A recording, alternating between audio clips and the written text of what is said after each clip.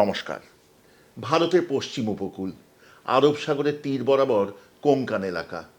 এই এলাকায় সারস্বত ব্রাহ্মণদের বাস ছিল। তারা ছিলেন ঘোর নিরামিষাশী। এছাড়া থাকতেন প্রচুর উপজাতীয় মানুষ। তারা মূলত ফল মূল ইত্যাদি সংগ্রহ করে খেতেন। এছাড়া খেতেন সমুদ্রজাত জিনিস এবং বিভিন্ন প্রাণী শিকার করে। তারা ছিলেন আমিষাশী। এখানে 1498 খ্রিস্টাব্দে পদার্পণ করেন ভাস্কো ডা গামা, পর্তুগিজদের প্রথম পদার্পণ। এরপর 1510 খ্রিস্টাব্দে বিজাপুর সুলতানের থেকে গোয়া ছিনিয়ে নেন পর্তুগিজ আলফনসো দে অ্যালবুকার্ক। এরপর দীর্ঘকাল গোয়া কিন্তু পর্তুগিজদের অধীনে থাকে। এমনকি ভারতবর্ষ যখন স্বাধীনতা লাভ করে তখনও কিন্তু গোয়া মুক্তি পায়নি। গোয়া মুক্তি পায় আরও পরে। এই দীর্ঘ পর্তুগিজ উপনিবেশের ফলে গোয়ায় তৈরি হয় এক নিজস্ব সংস্কৃতি। তাতে খ্রিস্ট ধর্মের প্রভাব তো আছেই, তাছাড়াও পর্তুগিজরা সঙ্গে করে ভারতবর্ষে প্রথমবার নিয়ে আসেন ভিনিগার, আলু, টমেটো, কাজু বাদাম ইত্যাদি নানান উপকরণ, তার সাথে লঙ্কা। সেই সব রান্না দিয়ে গোয়া তথা এই পুরো কোঙ্কান এলাকায় নতুন রকমের এক রান্নার সৃষ্টি হয়, যা মূল ভারতীয় ভূখণ্ডের থেকে অনেকখানি সরে গিয়েছিল। অপূর্ব সুস্বাদু সে রান্না। আজকে আমরা এমন এক উপকরণ দিয়ে রান্না করব যেটি কিন্তু আপনাদের সবার প্রিয়। তবে এই রান্নার উৎপত্তি গোয়ায় নয়, সাওজি ঘরানার রান্নার উৎপত্তি নাগপুরে। পরে তা গোয়ায় গিয়ে অত্যন্ত জনপ্রিয় হয়। খুব মশলাদার এই রান্না আজকে আমরা করব ডিম দিয়ে। আজকে শিখব সাওজি ডিমের কারি। চলুন শিখি।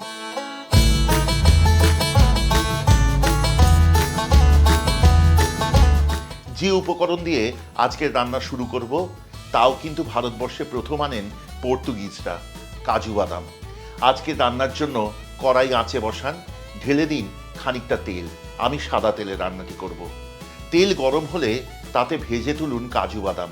তারপর সেই তেলেই একে একে ভেজে তুলুন টুকরো করে সেদ্ধ করে রাখা আলু এবং তারপর ডিম।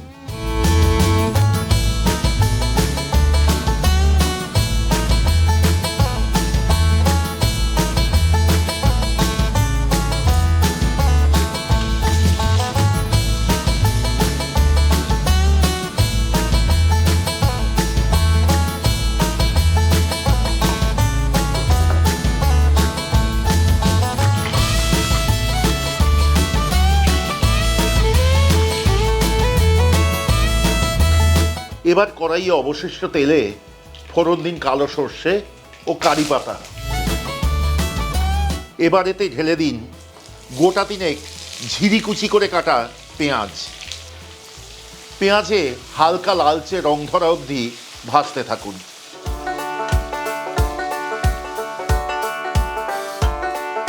পেঁয়াজে রং ধরতে শুরু করেছে। এবার এতে দিয়ে দিন 1.5 চা চামচ পরিমাণ হলুদ গুঁড়ো, 1 কাপ নারকেল বাটা এবং নিজস্ব স্বাদ অনুযায়ী চিড়ে রাখা কাঁচা লঙ্কা। ভালো করে কষাতে থাকুন পরবর্তী মিনিট 2। এই পর্যায়ে যখন রান্নাটি কষানো হচ্ছে, আপনাদেরকে বলি যে সাওজি ঘরানার রান্না আগেও বলেছি বেশ মশলাদার এবং ঝাল হয়। সেই অনুযায়ী কিন্তু আমি অনেকগুলি কাঁচা লঙ্কা চিড়ে দিয়েছি।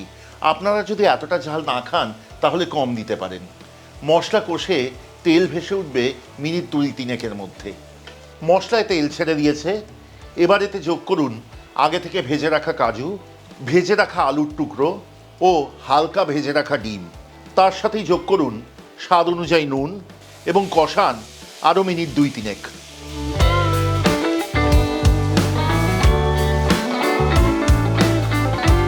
মিনিট 2 মাথায় এই রান্নাটিতে যোগ করুন 2 কাপ পরিমাণ নারকেলের দুধ।